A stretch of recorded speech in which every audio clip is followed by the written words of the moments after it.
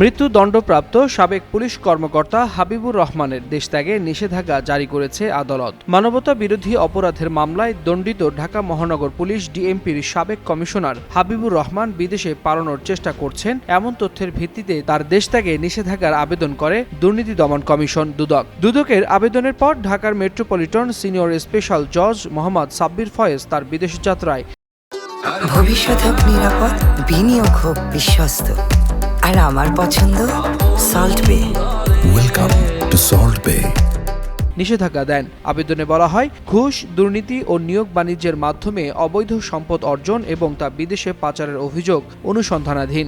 তিনি দেশ ত্যাগ করলে তদন্ত ব্যাহত হওয়ার আশঙ্কা রয়েছে। গত ২৬ জানুয়ারি রাজধানীর চাংখারপুলে ৬ জনকে হত্যার ঘটনায় মানবতা বিরোধী অপরাধের মামলায় তাকে মৃত্যুদণ্ড দেয় আন্তর্জাতিক অপরাধ ট্রাইব্যুনাল। একই মামলায় আরও ২ পুলিশ কর্মকর্তাকেও সর্বোচ্চ সাজা দেয়া হয়।